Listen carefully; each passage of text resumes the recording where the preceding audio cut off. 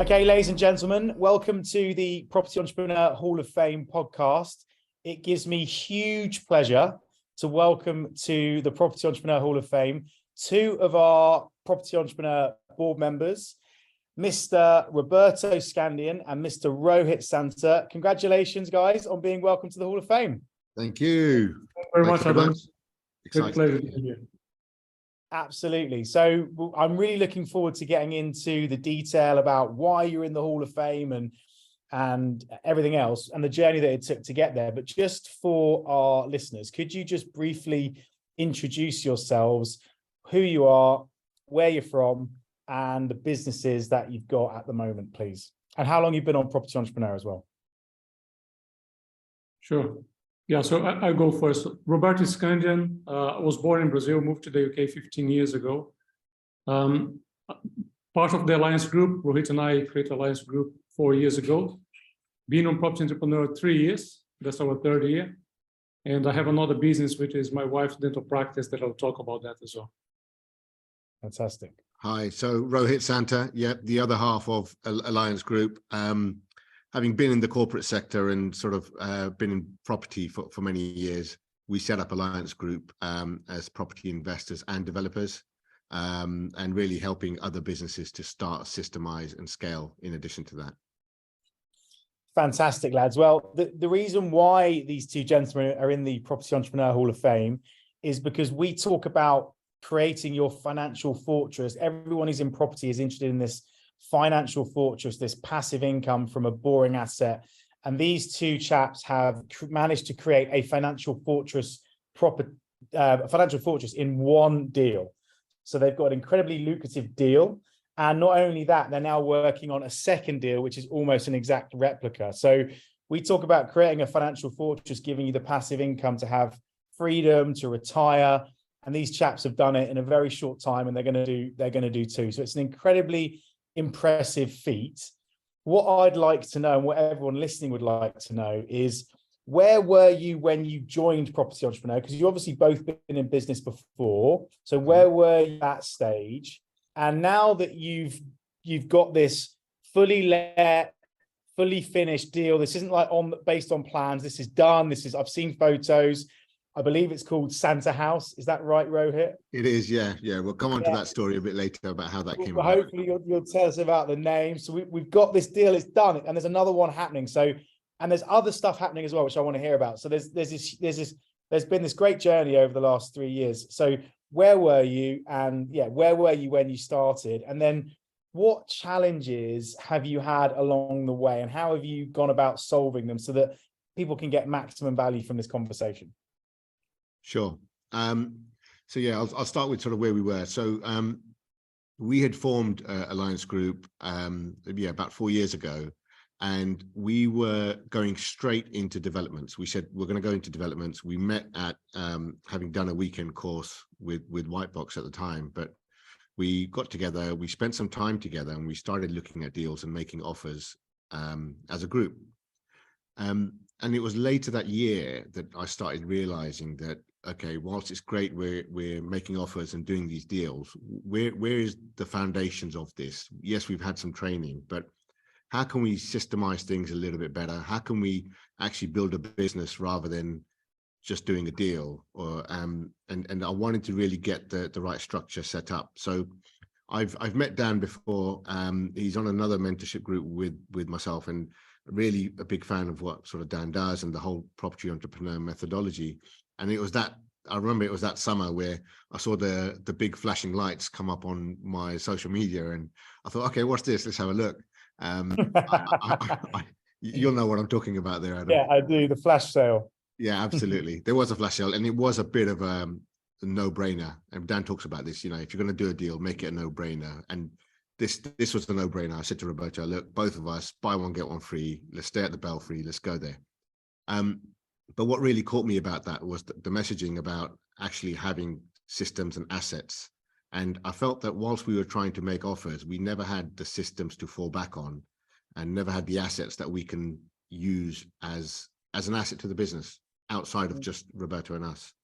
And that's why we started on the journey. We wanted to go on the weekend and see what it's all about.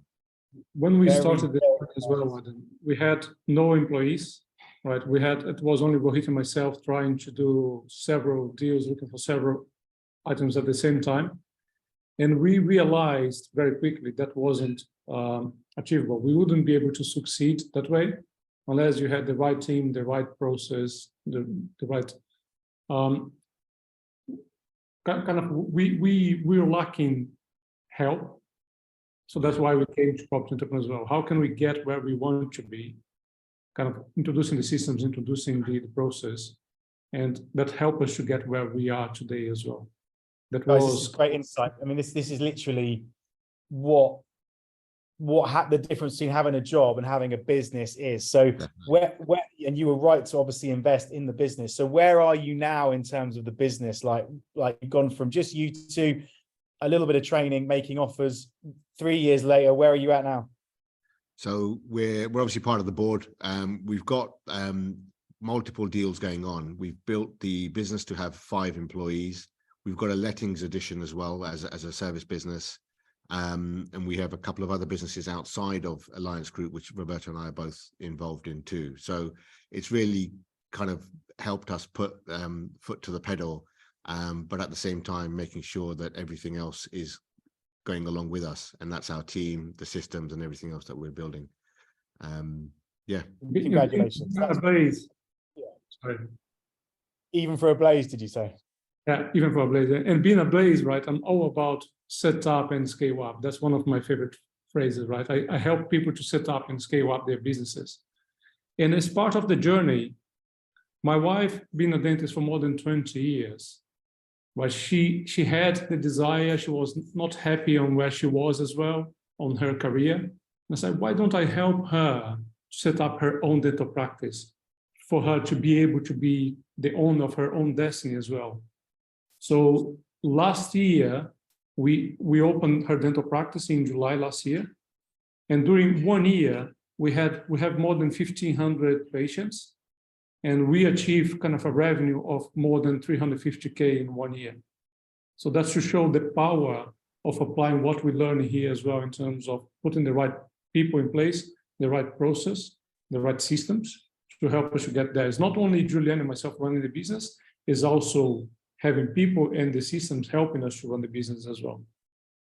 That's incredible. It just goes to show that once you know how to run a business, it doesn't matter if you're being a dentist or being a property developer, the blueprint, the secret sauce still applies, and you can apply it multiple times, which gives you, I think anyway, I don't know if you guys agree, like a new confidence in business, because you now know how to do it. Definitely. Yeah. No matter Adam, what comes down the pipe. Yeah. Yeah. And Adam, I'll just add to that. I mean, property entrepreneur it's labeled as someone who's in property and wants to get into business, but really property is only a short part of it. The entrepreneurship and the blueprint you can apply to almost any business, because it talks about the people, the systems, the assets, and everything else. The marketing, the sales, it covers all facets of business. And that's actually quite unique, because a lot of the courses that you see are only geared to a specific niche, whether it be, how to do flips or how to source deals or everything else. But the parts of building a business is often overlooked. And yeah, it's very easy to fall into the trap of, I call it a developer's trap. Like I was speaking with Dan about this earlier. A developer's trap is when you first become a developer and you do that from zero, and you fall into the trap of not having the cash flow to sustain and build a business. This helps you to actually get back in place and say, have we got the cash flow before we start looking at profit deals? And it's very much that hierarchy. Is you look after the cash flow, you build your profit deals, and you make your journey into building the financial fortress. Well, that leads us really nicely on to, you've obviously now created a business, whereas before you sort of had an idea and the both of you. What have the challenges been along the way? Because it wasn't easy getting to where you've got to. There's been challenges. Was cash flow one of those? It's a typical developer's challenge. Was that one of the challenges? And how did you overcome it? One of the biggest. It's one of the biggest, if not the biggest challenge that we had is having cash flow in place. The developers, the biggest reward is at the end, is the exit, is when you refinance or sell your deal. right? But how do you sustain your business running? How to get it running without cash flow in place, without having proper working capital? And that's one of the biggest issues that we had, right? Because we had to be creative and getting our team to help on the development, to making sure that we could also get paid by the development to run the team as well. Yeah. It's and it's been said that you can use the development to pay your cash flow because you can charge yourself a project management fee. I've heard these things before, and whilst they sound great in fantasy, you'll almost majority of the time run out or go really low on some of the cash because delays have come up, and because of the delays coming up, it's costing you more, it's taking you longer, and each time it's taking you longer, you're paying more on interest. So all of these things are all always moving parts of the development journey. And if you then try to start extracting cash flow from it, you're actually penalizing yourself a little bit, because when you're going to need it towards the end of the development, you won't have that in place. So it's very crucial to manage that before you sort of go into it. That's very interesting insight. Okay, that is fantastic insight, really is. So specifically, if you don't mind sharing, and by the way, if people want to know the specifics of this deal, this financial fortress, which these guys have nailed in one deal, we're not going to necessarily go into the specifics now, but we talk about a financial fortress being close to 7 figures and producing enough income for someone to live off. And this deal basically is that. So if you want to know more about that, there is a episode with Mark Barrett on our deals episode just about this deal. Yeah. So I suggest you definitely tune into that one to listen more about it. So specifically, if you don't mind sharing, how did you deal with it? Did you have to take some funding? Did you get financial help? Did you build out cash flow models? Just so, if you can share anything, that'd be great. Yeah, for the first part of it, we were investing our own cash because we had been building businesses outside of it. We were fortunate enough to use some of our own cash to help fund it. But if you go in cold into this sort of development, it's very easy to be in a position where you run out of cash. So yes, we used our own cash. We worked closely with some investors who are really good friends of ours, and had faith in the deal. So that sort of helped keep the deal moving. And also we had new lines of funding that became available as the deal progressed, because it gave confidence to some lenders of what we were doing as we were halfway through. We got close to our GDV figures when the building wasn't even ready. Nowhere, not even halfway. And we had a valuation done, and it was very close to our GDV figures. And we thought, hang on, we haven't even built the thing yet. So yeah, we had some good backing of lenders, which really helped as well. Fantastic. Well done. Well, congratulations. Without a doubt, this is the developer's trap, as you said. Yeah. So you overcame that challenge. What was another challenge that you guys have had to overcome on this journey, building this business? The other one I would say is having the right team in place, right? I don't believe that we had the right team in place to start with. Having project managers, having the right builder qualified, having everything that we need in place. So we had to look for that, and we learned during our journey as well, right? We had to learn as we go to bring the right people in place. And that for me was the second biggest one, because we got some hit as well, because we didn't have all the people that we need in the beginning, having proper project plan, having the team structure, understanding what would happen by when, that would minimize the delays that we had as well.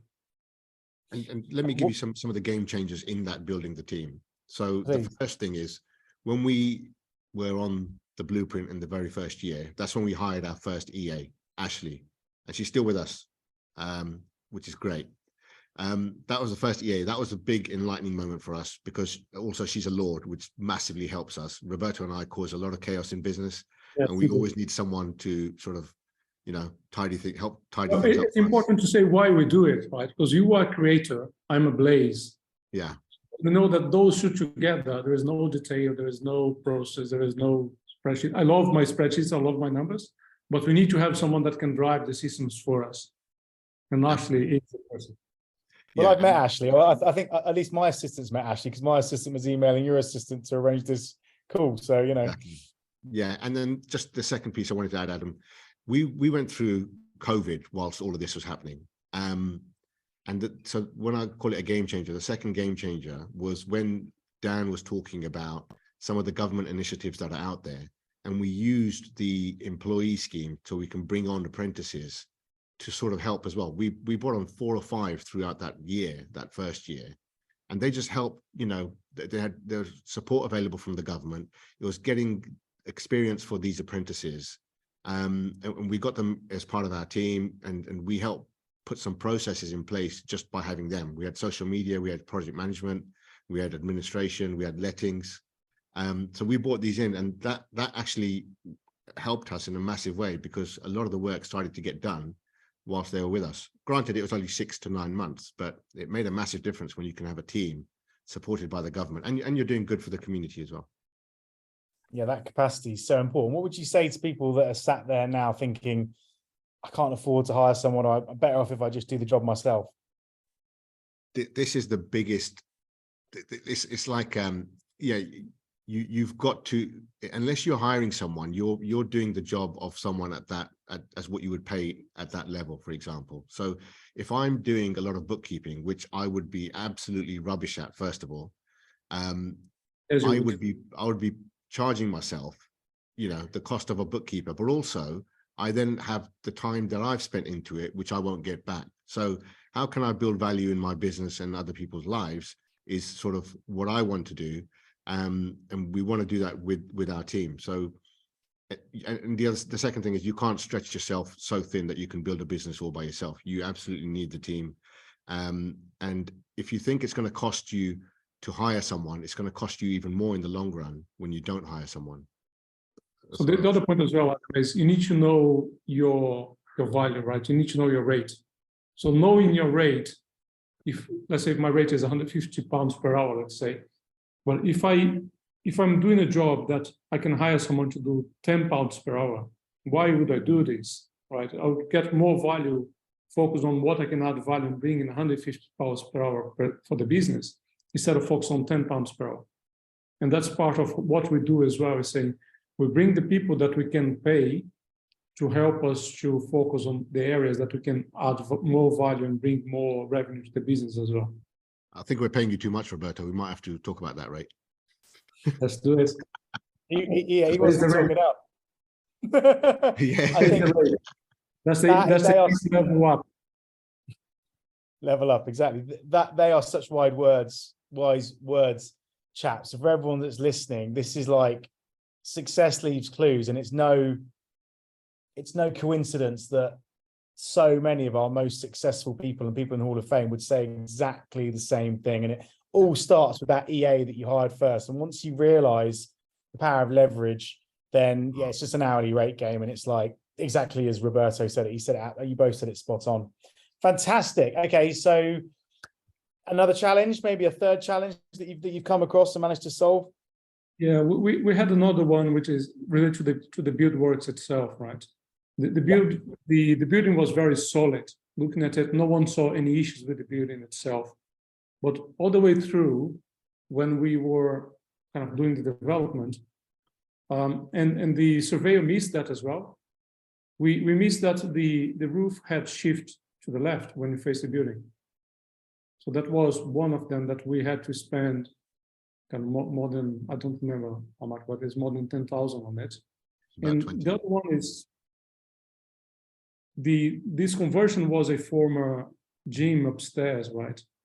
And the build regulations didn't mention anything about the head height, the head right on the stairs. And we were ready to get the build complete. But on the day that he went that sign off the building, he said, no, you don't have 2 meters in here. So that added another 3 months delay, some kind of knock-on effect that we had. It's a simple thing. It's such a simple thing. So Adam, just to put in perspective, it's a communal area. You're walking up the stairs before you get to the flats.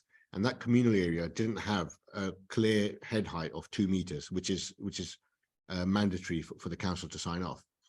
But this was not picked up at the very beginning, and it bit us at the end. The job itself was not that hard, but we've had all the wiring go through there. We've had electrics, you know, all of that work was happening. and that roof had to almost stay there. So then what we had to do was get that increased by sort of, half a meter, not even half a meter, it's like quarter of a meter. 30 centimeters. And we had to put another beam in there and redo all the wiring around it, because that structure was already done. So we had to redo that. And the communal area has all been painted, the carpet's already laid down and everything else. And you now go and have to make another mess again. So that's a prime example of a small thing that was missed by, actually it was mentioned by the contractor to the surveyor, and he said, yeah, fine, it shouldn't be an issue, and left it. And it came back to bite us at the end when we tried to get sign off.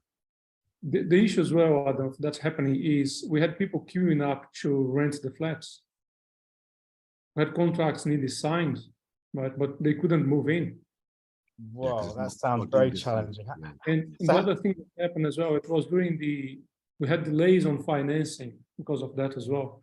It's not only the 3 months is delaying on the finance, we had to replace the product that we had in place for another one. So the knock-on effect was much bigger than simply talking about 3 months delay on the development. That's the fourth point there, Adam. That's the fourth challenge that you're probably about to ask us, is that knock-on effect on the finance.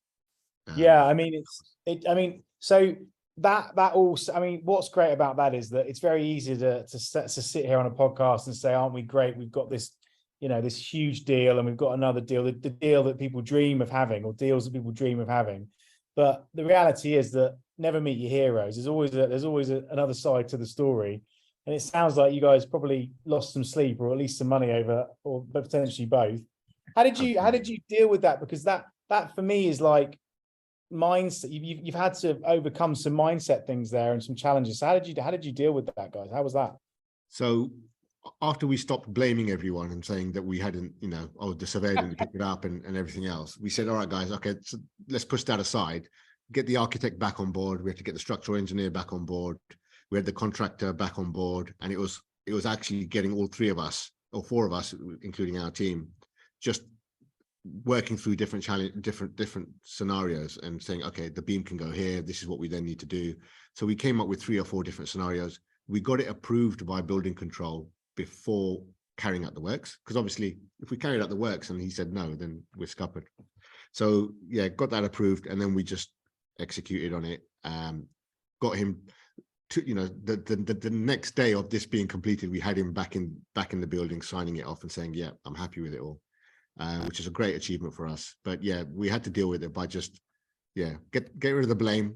Once you've got over that, it's now, okay, what do we need to do, and crack on with it. Sounds like, actually, I mean, it sounds like you had a good mindset, but it sounds like you showed some really good leadership and management skills in that, which are 2 other key parts of running a business, because you had to inspire those people to come back to work for you. We know what that's like. Maybe there was a little bit of animosity. You probably had to clear the air, have a difficult conversation or 2, but then actually manage them through that. So yeah, hats off to you guys. You've definitely had to implement a large number of entrepreneur skills in the entrepreneur toolbox. Yeah, because these are the same people that helped us get it wrong in the first place. So getting them to come back on board and help us put it right is it's a tricky one when you're up against the clock. I'm going to ask, someone new would be much greater, right? And kind of talking to them, say, let's fix this together. So you bring someone new, they need to learn about the process, need to learn about the building. Say, let's work on this together. Let's make it happen. And this is such a good lesson, I think, for just everyone who's in that leadership position of running a business. Is, when you're in that situation, just to draw a lesson out of this, is that never, and I hope this isn't one of your top tips I'm going to ask you for in a second, but it's always, if you bite your tongue when you do have these things happen, then you can always rescue it back. If you let loose on someone and emotionally unload on them, then you can't really get back. You can't always come back from that. But as a leader, sometimes you have to just observe and be neutral, because you never know. Play the long game, basically. You never know when you're going to need that person back again. It's just short-term reward for long-term pain, potentially, when you do that. Yeah, one of the greatest, being a leader, right? You need to keep calm. Try to, most of the time it's not easy, but try to see the problem from the outside, because that will help you to solve the problem. If you are too deep on the problem, sometimes you cannot fix it. Yeah. And 100%. the other thing is that architect that helped us come out of that is also the same architect that's helping us with the second building next door. So he's very much on board with us, still part of our team, extended team. So it's been a win-win for us to come out of that. Brilliant. Probably stronger for it. So some top tips for the listeners then. What if they were looking to emulate your success or on their journeys, what wisdom would you impart that you haven't already? Yeah, so I'll go first. I mean, I think we've touched on it, but it's definitely a top tip. It's to get the right team around you, because there's also, we've been through phases where we've had some wrong members of the team, and that can only slow you down. It can stop you from sort of getting where you want to. But it's having the right team on board, and that goes to the extended team as well. So it's the power team. You know, we talk about the solicitors. We had solicitors, you know, working through some of Christmas last year just to help us get the second round of funding over the line. And that wouldn't have been possible if they were not with us and backing us, which is, you know, more than just a transaction. It's actually being part of the result. So that was a big top tip, to get the right team. Yeah, and if you believe that you have the wrong team with you as well, act quickly, right? So part of having the right team is making sure that you have the right team. If you believe that you don't have the right team, change your team to have the right team in place. Hire slow, fire fast. Definitely. That's it. It's harder to implement, but it's such a straightforward concept. Easy to say, it's hard to do, but when you learn the lesson, you realize why it's important. Yeah. Roberto, Next you go one. for number 2. Yeah, so for me, number 2 is something that we have been investing since the day that we met in the education program, is be educated, right? So making sure that the biggest investment that you can make is in yourself, is in your education. So invest in education. Yeah. Because that's what help you to get where you want to be. And we continue to do that even right now. That's why we're on the board, because we want to be around the right people and getting the right education.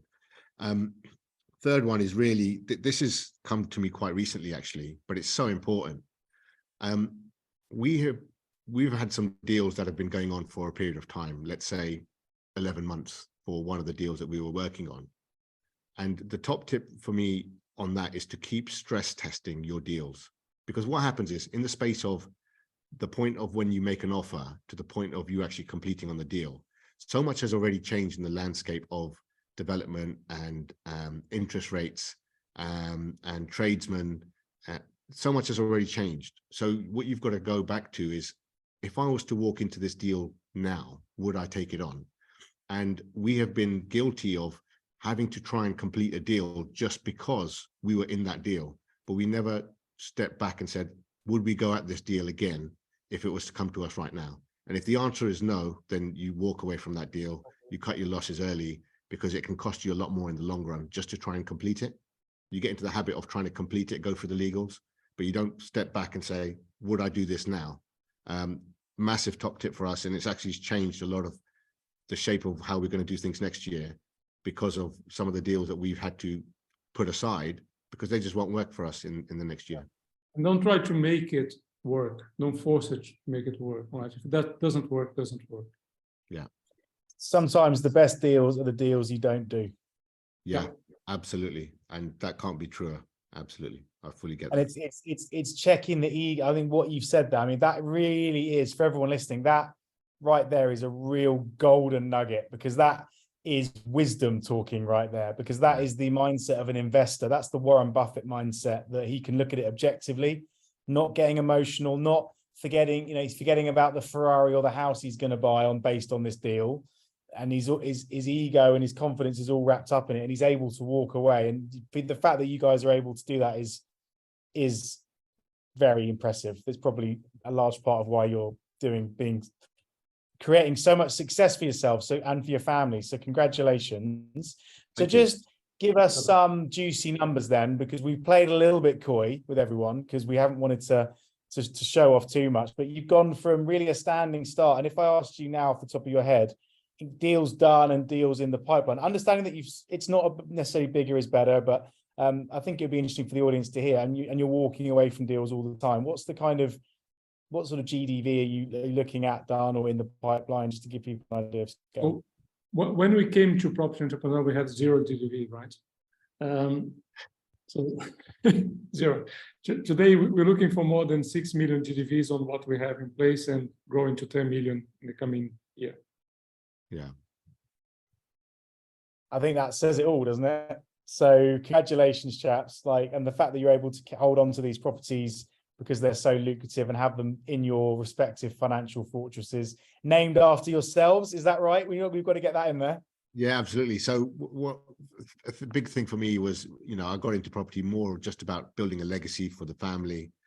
And wanted to, I asked the guys, I mean, that they were kind enough to let me put my name on the board and said, do you mind if I put my name on there?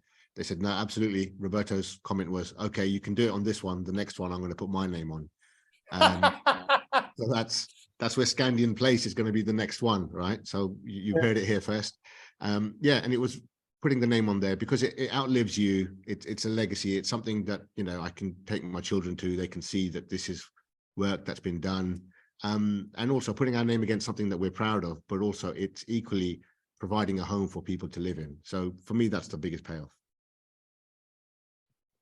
Chaps, honestly, that is absolutely magnificent. I can only imagine how your kids and their kids and their kids will feel when daddy takes them to great granddaddy's house. I just think that is an amazing thing, leaving a legacy. So Roberto, Rohit, thank you so much for your honesty, your candor, and congratulations once again on making the Property Entrepreneur Hall of Fame. I'm very excited about what's coming next. And I know you guys are working on all kinds of projects. So if people want to follow you on social media or connect with you, what's the best way they could do that? Yeah, so I'm on Instagram, rohitsanta.alliance. And our website is www.alliancegroup.uk. An email for myself and Roberto. So mine's rohit@alliancegroup.uk and roberto@alliancegroup.uk. Fantastic. Great. Thank you so much, gentlemen. Best of luck on your journey. Thank you, Adam. Thanks, Adam. Thanks so much. Cheers. Bye-bye. Bye-bye.